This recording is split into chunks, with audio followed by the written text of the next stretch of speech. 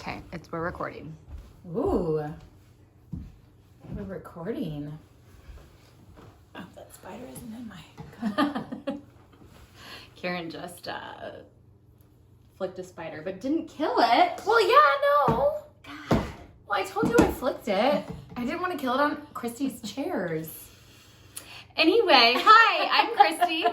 I forgot my lipstick. I'm Karen. And welcome to The Modern Principal. Okay, do you want to go put it on?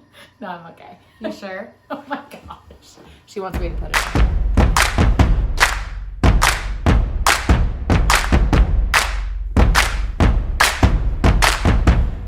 I'm back with lipstick. I think my neighbor's out in the front yard drinking bourbon in the yard. That's a way to live. That's a way to live. Okay, so we put out a survey. I don't know if it's survey is the best word. We put out an Instagram post story about if we started our vlog back up, which if those of you who have seen our past vlog, it's really, really bad. And this might be It is. It was also how Christy decided to go to my new hair person because she looked at how much my hair has grown since I switched to him from those pictures, and she decided, yeah, it's good. Should I stop eating? No, it's fine. We're hungry. Okay. So one of the things that people wanted to talk about, do we want to talk about our week? We should probably mention that there were 7 votes to not continue this.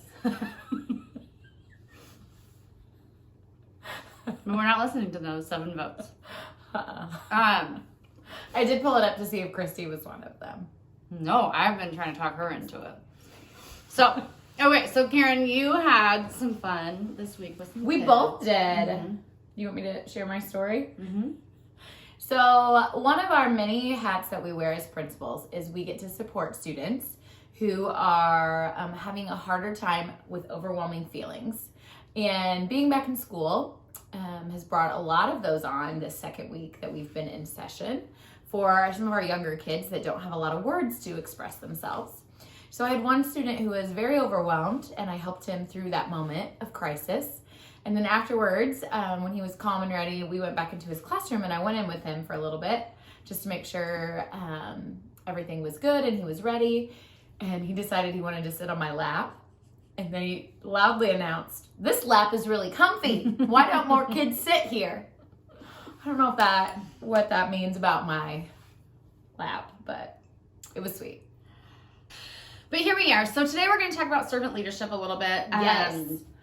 And servant leadership is something that we actually, when we worked together at an elementary school, probably 7, is this your 7th or 8th year? This is my 7th. So 7 years ago. And the principal we worked with at the time. Side note, this is my 17th year, right, in education, Mm-hmm. and I just found this BuzzFeed article that made me feel happy about how in the early 2000s there were VSCO girls. Is that how you say it? I don't know if it's VSCO or VSCO. Anyways, we were there before the new ones are. And there was just some great things like Nalgene bottles and Jansport backpacks, and I am happy to know that I was a 2000 VSCO girl. I was just still a little babe in middle school. So. I know, I'm old. Anyways, carry on. Okay, servant leadership.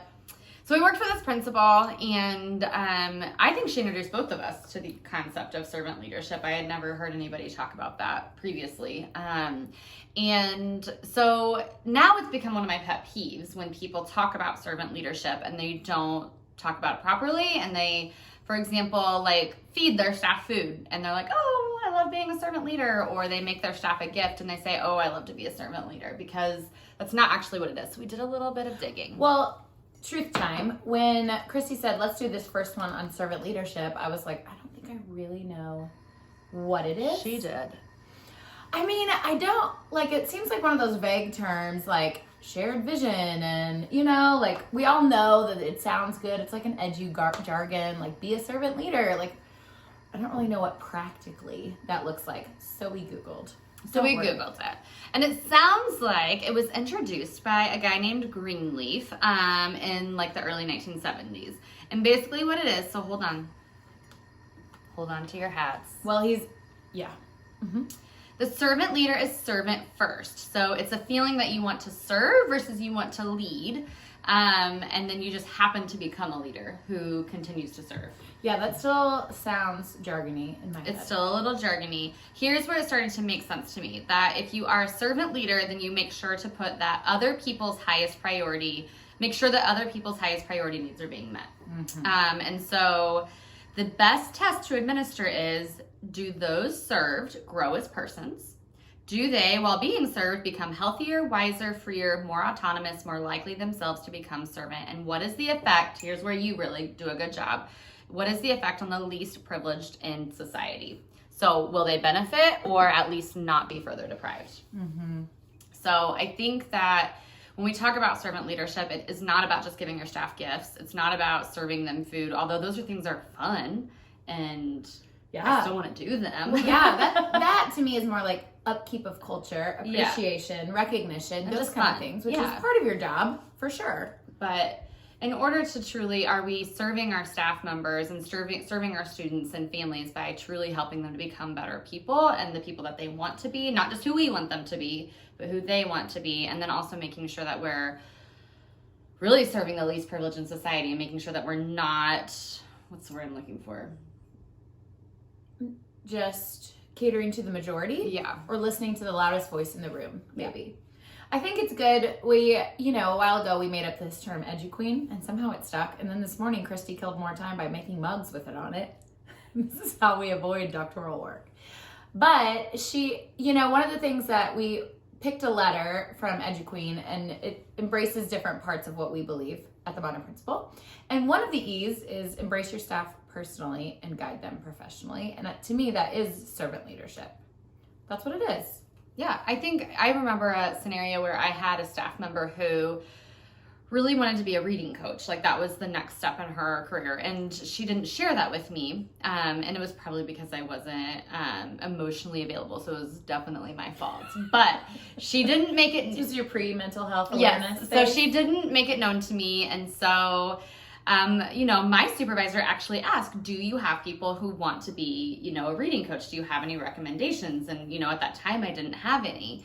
And then found out, it was literally like just a few days later, I found out she wanted to do it. And I was like, you guys have to tell me like what you want and what you desire and like how, where you want to go with your career. But then it's my job. I have to be the one that puts that opportunity. I have to provide that structure for that opportunity for them to tell me that so I can advocate for them, because neither one of us are people who are like, no, we just want you to work for us forever. Like, we want to help people get to where they want to go. Right. I agree with that.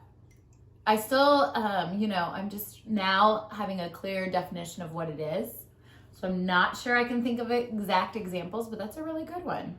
Well, you are a huge proponent of Radical Candor. You're the one who told me about it. Amazing book. And she has a part in there where she talks about Kim Scott, is that her name? Mm-hmm. Kim Scott. And so she has a part in there where she talks about one-on-one meetings. And like you're supposed to be scheduling these one-on-ones with your staff to like just truly talk about them and what they need. And I feel like that could be a really good structure. That's a great structure. Yeah. Built into our evaluation cycle, we have summative meetings with staff. Same. And I actually had one teacher this year who's on, she finally became tenured. And so she said she was really going to miss that time because it was like a counseling session she just sat down and got to tell me all of her thoughts and reflections of the year. And she really liked that experience. So maybe I should set something up. Maybe with just those that want it, because some people would not want that. I think it's hard too, because when you read books about business and corporate, their supervisor to staff ratio is so much smaller than ours. Agreed. Because like, how many people do you directly supervise? Well, I just got some more with virtual teachers. So I don't think I have my full count. Maybe 38? Certificated, that is not classified. So yeah, I'm right around that same number for certificated, and then and I don't necessarily do all classified evaluations, but that's close to 70. So yeah, and I think in business it's much fewer. Well, and maybe at different levels of education, because we do not have assistants, so that all falls on we us. don't have. Yeah, neither one of us has APs. So Yeah, that just makes me think about scheduling those times. And I have people that are in new positions right now this year, some of which were asked to be in those positions because we needed virtual teachers, and some of Do you which mean voluntold? Voluntold, and some of which I hired for new positions and because I had openings. And so I feel like this is a good reminder for me to check in with them and see like what skills are they still wanting to work on in this new role that they're in, and how can I kind of help them with that. And even the personal piece of like, how are they navigating working with different teachers that they haven't worked with before? Yeah, absolutely. I have a classroom teacher that just became my instructional coach. And so she moved from the same building of which she was a teacher to now a coach. And so that's It's definitely a different dynamic in terms of working with staff. So just a good reminder to check in with people. I think too, servant leadership is about advocacy. And when you see something that's happening that isn't right, you know, because we know that teachers are sometimes taken advantage of. I think. Are they really? Give me more information. And so that salary, that's so big. Yeah. So all that time off. I think it's making sure too that even when it's uncomfortable or even when it's not, you know, popular, that you're always advocating for your staff and your students, even when it might make you unpopular in some other circles.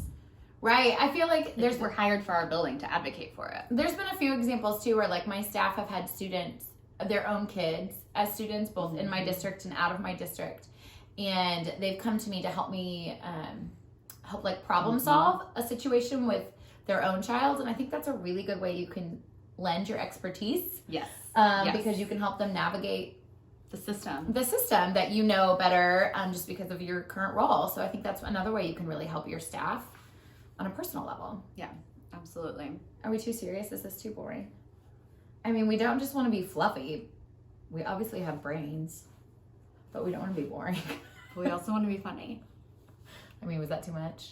I don't know. Guys, we had grad school yesterday for like 15 hours. I chewed off all of my nails. So I had to go get them redone today. It was too intense. And it's really, this is the last thing we'll say. It's really good that Christy and I are in this program together because neither one of us fully ever understands what we're doing.